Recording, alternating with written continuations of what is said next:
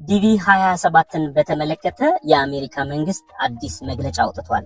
መግለጫው የዲቪ ሎተሪ ፕሮግራም ቀረ እንደ ሲሉ ለነበሩ ሚሊዮኖች ምላሽ የሰጠ ቢሆንም ቀኑን በተመለከተ የተሰጠው አዲስ መረጃ ግን ብዙዎችን አወዛግቧል። እንግዲህ በመረጃው መሰረት የዲቪ 27 ሎተሪ የቪዛ ማመልከቻ ቀን ታውቋል። ሰላም እንዴት አላችሁ? በዚህ ቪዲዮ ስቴት ዲፓርትመንት ስለ ዲቪ 27 ኖቬምበር 5 2025 ያሰራጨውን መረጃ በዝርዝር እናጋራችኋለን።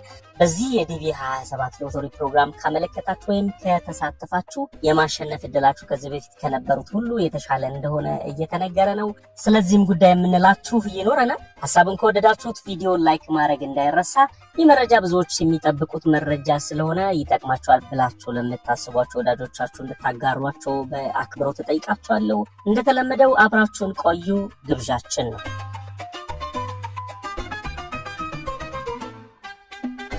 ዲቪ 27ን በተመለከተ በርካታ መረጃዎች ይወጣሉ። የዲቪ ማመልከቻ ፖርታሉ ክፍት መሆን ከነበረበት ጊዜ ከወር በላይ መዘግየቱ ሁላችንም የምናውቀው ጉዳይ ነው።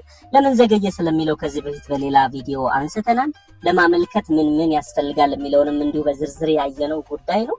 በዚህ ቪዲዮ ስቴት ዲፓርትመንት ስላወጣው የዲቪ 27 ግሪን ካርድ ሎተሪ የቪዛ ማመልከቻ ቀንና እዚህ ፕሮግራም ላይ የሚሳተፉ ኢትዮጵያውያን የማሸነፍ እድል ስለመጨመሩ የምናይ ነው የሚሆነው። በቻናላችን ከዚህ በፊት በሌላ ቪዲዮ በዝርዝር ያየናቸው ጉዳዮች በዚህ ቪዲዮ ደግመን አናነሳ። ስለ ፓስፖርት $1 ጉዳይና ሌሎችም መሰረታዊ ነገሮች ከዚህ በፊት ባጋራናቸው ቪዲዮዎች ማግኘት የምትችሉ ነው የሚሆነው። በዚህ ጉዳይም ሆነ ቀደም ብለን ባነሳናቸው ዲቪ ሎተሪን የሚመለከቱ ጉዳዮች ላይ የተለየ ሀሳብና አስተያየት ወይም ጥያቄ ካላችሁ ኮሜንት ሴክሽኑ የእናንተ ነው። በቅድሚያ በዚህ ዙር ማለትም ዲቪ 27 የሚሞሉ ኢትዮጵያን አመልካቾች የመመረጥ እድል በእጥፍ ሊጨምር ይችላል በሚለው ሐሳብ እንጀምራለን። ካለፉት ዓመታት የአንዱን ዓመት ዳታ በምሳሌነት ብንወስድ በዲቪ 23 በነበረው የዲቪ ፕሮግራም 400,000 የሚሆኑ ኢትዮጵያን ያመለከቱ ሲሆን ከነዚህ 400,000 አመልካቾች መካከል እድለኛ የነበሩት አመልካቾች ቁጥር 2761 ነበረ። ይህ ቁጥር በመቶኛ ሲሰላ 0.7% ወይም ከ1000 አመልካቾች 7 ኢትዮጵያን ብቻ ነበሩ እድለኛ የነበሩት። ይህ የዲቪ እድለኝነት ቁጥር ከሀገር የተለያየ ፐርሰንቴጅ ቢኖረውም እንደ ሀገር ከሚሰጠን ኮታ አንጻር ይሄኛው የግሪን ካርድ የሎተሪ ፕሮግራም ፐርሰንቱ ከቀደሙት በእጅጉ የተሻለ እንደሚሆን ይጠበቃል። በነገራችን ላይ በተመሳሳይ የዲቪ 23 ፕሮግራም ዓመት የጎረቤታችን የሶማሊያ አመልካች እድለኞች ንጻሬ 15.8% የነበረ ሲሆን እንደነ ፊጂ ደሴት ያሉ ሀገራት ደግሞ ከ100 አመልካቾች 40ዎቹ እድለኛ ሆነው ተገኝተዋል። እንግዲህ ይህንን ቁጥር የሚወስነው ሀገራቱ ያላቸው የህዝብ ቁጥር፣ የአሜሪካ መንግስት ለነዚህ ሀገራት የሚሰጣቸው ኮታና የአመልካቾቹ ቁጥር ነው። እስካሁን ባለው ዓለም አቀፍ መረጃ መሰረት ከአጠቃላይ የዲቪ አመልካቾች በአማካይ ከ400 ሰዎች አንዱ እድለኛ የሆነ ዛሬ ላይ ደርሰናል። ታዲያ በዲቪ 27 የሎተሪ ፕሮግራምስ ምን ይጠበቃል? ኢትዮጵያን አመልካቾችስ ምን ያህል የማሸነፍ እድል አላቸው የሚለውን ነጥብ ስናይ እንግዲህ በዲቪ 27 የኢትዮጵያን ዲቪ ሎተሪ የማሸነፍ ንጻሬ 1.3% ደርሷል። ይህ ማለት ከዚህ በፊት ከነበረው የእድለኞች ንጻሬ አንጻር ሲታይ የእያንዳንዱ ትክክለኛ አመልካች የማሸነፍ እድል በእጅጉ እንደሚጨምር ነው የሚጠበቀው።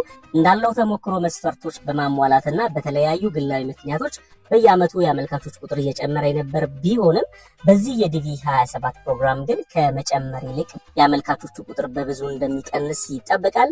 በዚህ አጠቃላይ አመልካቾች ቅነሳ ተግባራዊ የሚደረገው $1 ሬጅስትሬሽን ፊ መጀመር ዋነኛው ምክንያት ይሆናል የብዙዎች ሐሳብ ነው። በተለያዩ ሀገራት የዚህ ኦንላይን ፔመንት አማራጭ ቀላል ያለመሆኑና ቢኖር እንኳን ውስንነት ያለበት ስለሚሆን በተሳካ ሁኔታ የሚያመለክተውን አመልካች ቁጥር ይቀንሰዋል። ሌላኛው ሐሳብ ነው።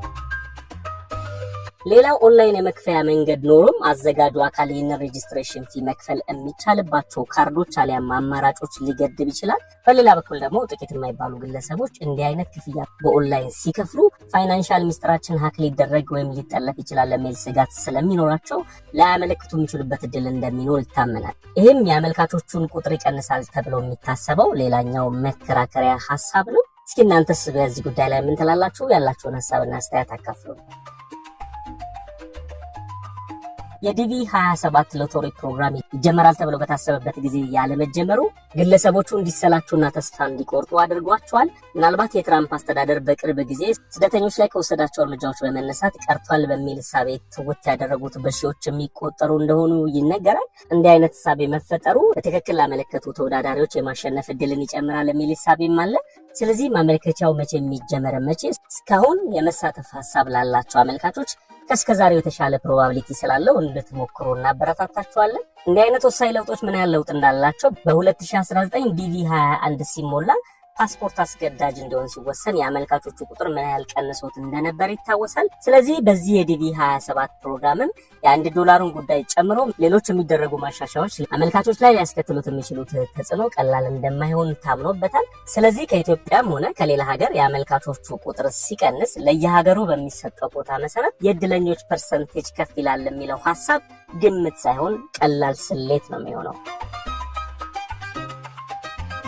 ስቴት ዲፓርትመንት በኦፊሻል ሳይቱ ላይ እንዳሳወቀው ከሆነ የዲቪ 27 ማመልከቻ ጊዜ ከተለመደው ጊዜ ከወር በላይ ቢዘገይም እድለኞቹ አመልካቾች ውጤታቸውን አውቀው ቪዛ የሚያመለክቱበት ጊዜ ላይ ግን ለውጥ እንደማይኖር ነው የተገለጸው። ከቀጣዩ ኦክቶበር 1 2026 ጀምሮ ሴፕቴምበር 30 2027 ድረስ እድለኞች ቪዛቸውን ፕሮሰስ ያደርጋሉ ያለው የአሜሪካ መንግስት ነው። የመጨረሻውን ቀን አሁን ላይ ማሳወቅ ምንም እንኳን ነገርየው ከፈረሱ ጋሪው ቀደመ ቢያስብልም ቢያንስ የዲቪ 27 እንዳልቀረና 100% እንደሚከናወን ማረጋገጫ የሰጠ መረጃ ሆኖ እጣው መቼ ይወጣል፣ ውጤቱስ መቼ ይገለጻል የሚለው ጥያቄ ተያይዞ የሚነሳ ጉዳይ ነው። ይህ በትክክል ባይገለጽም ልክ እንደ ማመልከቻው ጊዜ ሊገፋ ይችላል፣ አሊያም እንደ ቀድሞ ሜይ 2026 ላይ ሊወጣ ይችላል። ገና መላምት ነው። ስለዚህ እስካሁን እርግጠኛ የሆኑትና አዘጋጁ ስቴት ዲፓርትመንትም የገለጸው ለእድለኞች ቪዛ የሚሰጥበትን ጊዜ ብቻ ነው።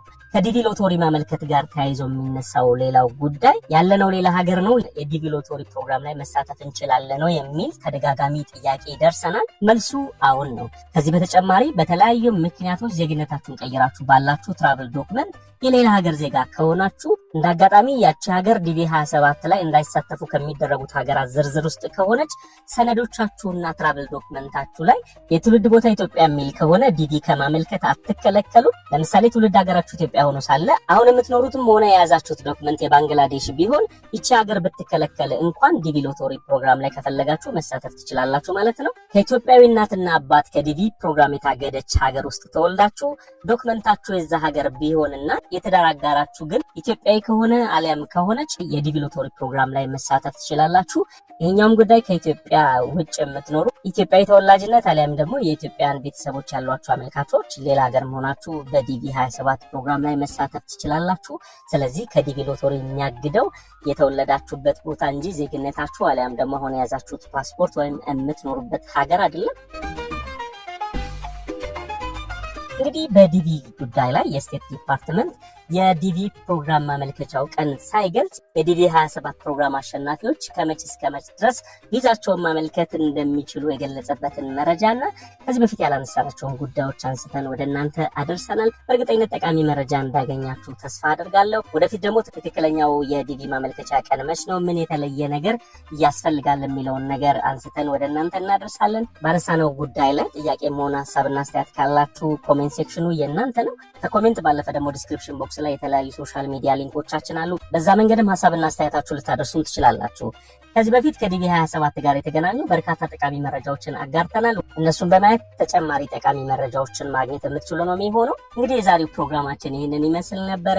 ለቻናላችን አዲስ ከሆናችሁ ሰብስክራይብ የምትለዋን በተን ተጭናችሁ እንድትወዳጁን በአክብሮት እንጠይቃችኋለን። ወደፊትም ከኢሚግሬሽንና ከቪዛ ከበረራ ትኬትና አጠቃላይ ከአቪዬሽንና ከአቪዬሽን ኢንዱስትሪ የስራ ዕድሎች ጋር የተገናኙ መረጃዎችን ዘወትር ማክሰኞ ምሽት 12 ሰዓትና ዘወትር አርብ ምሽት በተመሳሳይ ሰዓት ወደ እናንተ ማድረሳችንን እንቀጥላለን።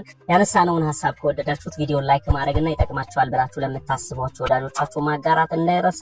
ወደፊትም ተመሳሳይ ይዘት ባላቸው ጉዳዮች እንከሰታለን። ይህንን ቪዲዮ እየተመለከታችሁ አብራችሁን ስለቆያችሁ የዚህ ቻናል ቤተሰብ ስለሆናችሁ ይህንን ቪዲዮ ተመልከታችሁ ላይክና ሼር ስላደረጋችሁ እንዲሁም ዘወትር ስለምትከታተሉን፣ ስለምትደግፉን፣ ስለምታበረቱን ከልብ አመሰግናለሁ።